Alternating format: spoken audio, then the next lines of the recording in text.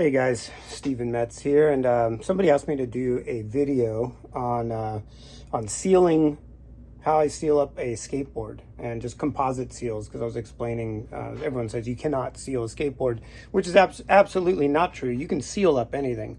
There may be other issues with heat dissipation, and you might have to add a heat sink. Motors are an issue. This motor happens to be, this is my old Metro board. This is from 2007. It's been rebuilt 3 times, but it is fully operational, fully functional.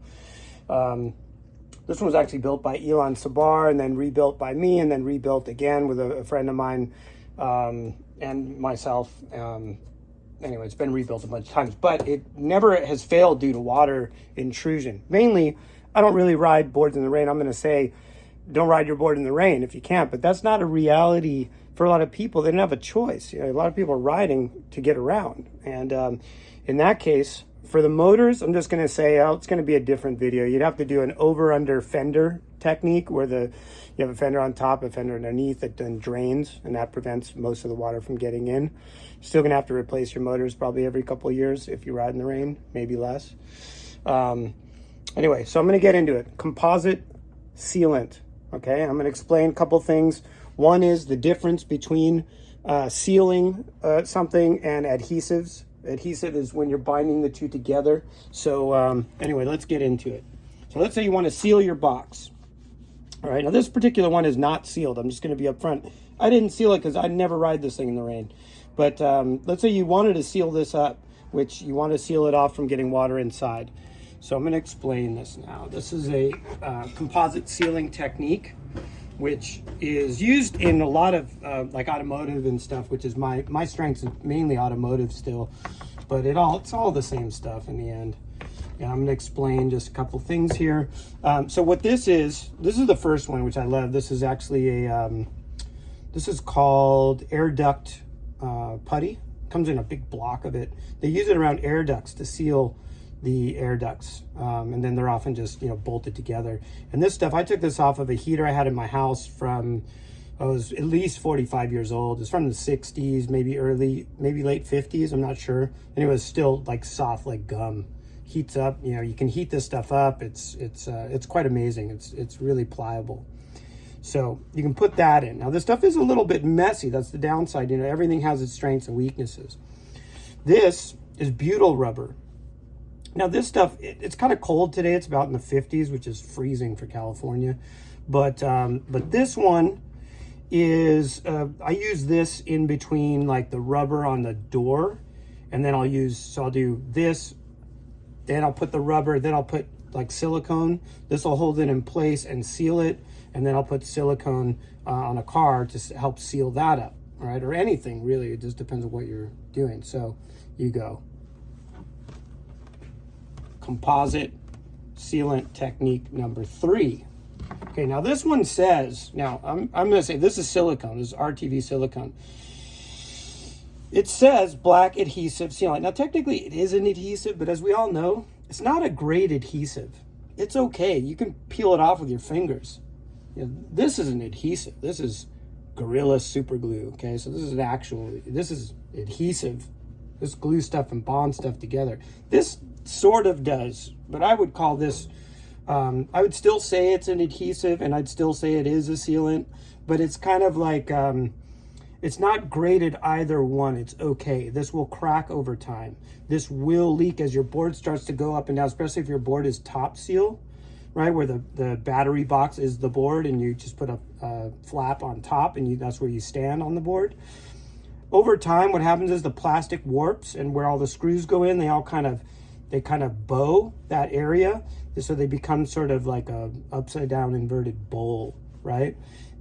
This will not, eventually, this is going to fail. Matter of fact, everything's going to fail eventually, but years and years and years with the softer stuff. So what I would do in this particular case is I would go 1, the putty, 2, butyl rubber. So again, 3, if you really wanted, a small bead of silicone, just to hold everything together, to hold it all in place, like right where the board and the top cover meets. Okay, you can do 3 if you want.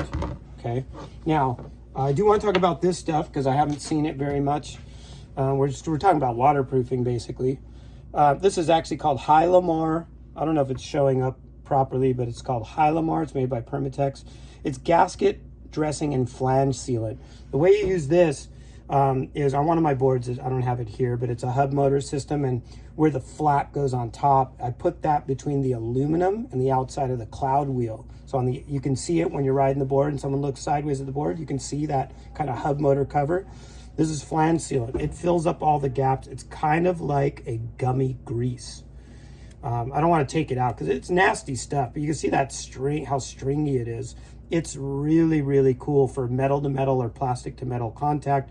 We don't need let's say 100% water seal, but you wouldn't want to like glue it all together because you'll never get it apart. That's what this is for a flange where you have a high pressure hose going in metal to metal contacts. We don't have that as much on skateboards, so I'm not going to go into too much of that. For your JSDs and your other connectors, you can put a bead of, I would do silicone, or you can use this kind of clear grip Gorilla Glue. It's more like a shoe glue.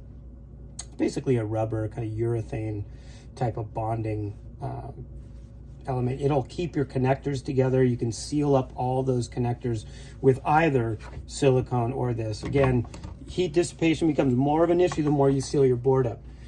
This is what I pack my bearings with. So on my Metro board, the 2007, which has been ridden most of its life, I pack the bearings. I take the bearings out, pop the seal off, and then I just basically clean them in alcohol and then fill them up with this. Matter of fact, most of the time I don't even have to clean them because the seals on, I use Reds, and the Reds are so great that they just last forever if you repack them with this because it's hydrophobic. There's also conformal coating. I don't use it, so I don't know. I'm not going to comment about it. Everyone swears by it.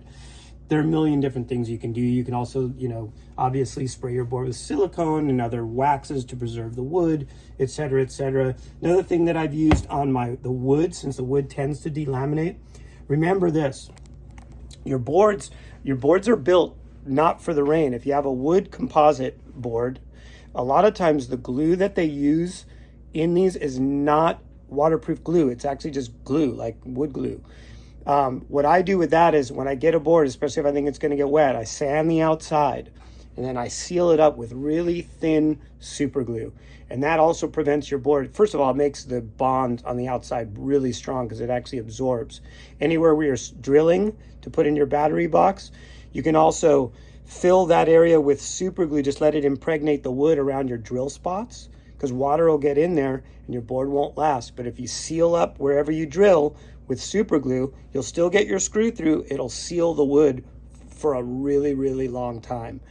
I have some boards that are over, I think 30 years old, whatever. 1981, I still have my original board. And that one is still in great condition. And I did do some techniques like this on that.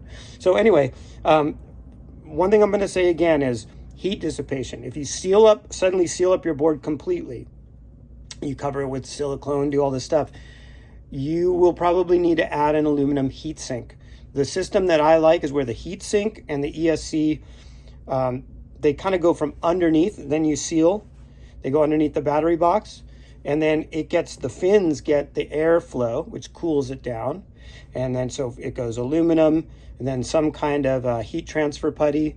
They have it for computers, like the stuff that they put in between the processor and the heat sink for the fan. That stuff is good because it transfers. You can take a great heat sink, which some companies are doing this, and then they put a thick coat of paint over the heat sink and then put their ESC on top of that. That's not a good idea. I would recommend you strip that paint off and then put something that's going to transfer the cooling to your ESC better. Meepo, oddly enough, does this. They put like a really thin sheet of, not sure what this stuff is, but it definitely transfers the cooling up into the ESC, and I was shocked to see that they actually did it. They also put fins, which I was impressed. They don't pack, their battery boxes are way too tight, but that's another video altogether. Anyway, so to go over it again, because I know for a lot of people these are, I teach for a living, I'm going to go over it one more time. When you want to seal something, putty, again for air ducts, Then, if you want, again, it is overkill, but this stuff's a little more durable. Butyl rubber, so it's B-U-T-Y-L rubber. It's used on windshields. And then silicone, not as an adhesive, as a secondary, well, triple sealant. This will seal your board up. You got to watch for cracks, you got to watch for warping and things like that, but that's where these come into play. These other items here, the butyl rubber and the air duct sealant, they will prevent, even when your board does warp a little bit, this stuff gets really gooey, especially as it gets hot. It'll stick to both surfaces, depending on how, obviously, not more than about 1/8 of an inch, or so. But it will take up those gaps, even with warpage. And anyway, so 1, 2, 3, silicone. This silicone is not grease. It actually dries and becomes like the stuff on fish tanks. That's what it is. Anyway, I think I covered. Oh, I didn't cover this. Last thing too is liquid tape on your ESC. If you don't have heat shrink and a heat gun and all that stuff, you can use electrical tape. So regular, I recommend 3M, but whatever kind you can afford. And then liquid tape over that. So where your bullet connectors are, you can keep them all together. Obviously, I do like adhesive heat shrink tubing, but it's not what I've been using for many, many years. I've actually used this predominantly, or just regular heat shrink, but then I actually kind of glue it all in place with liquid tape. This stuff is amazing. Another aside, if you live in a really humid area, you can take a little bit of, it's called dielectric grease, which I think I have some here. Anyway, it's a very well-known thing, dielectric grease. I believe it's D-I-E-L-E-C-T-R-I-C. And you could put dielectric grease just where the connectors come together, and that will prevent the corrosive elements inside the board, where where the actual connectors are. And then you put all your sealants and everything over that, and your adhesives, and that will also help a lot. Another thing too, which I've noticed a lot with electric skateboards, is flux assists in corrosion. If you can remove flux, I've had perfectly good batteries that I've looked at, and they've got flux that it always seems to rot and corrode right where the flux dripped down. Flux is highly corrosive. It doesn't do any favors over time. So if you can remove the flux and then throw a little dab of liquid tape over the soldered piece that had a bunch of dripping flux, that also will help with anti-corrosion. But again, that's kind of a different video. So anyway, I hope this helps a little bit. Let me know, obviously, in the comments if it did, and hit a like and whatever. I don't care if you subscribe or not. It's up to you. I mean, I don't do this for a living, obviously, but I do definitely want to help out my fellow board riders. Okay, later.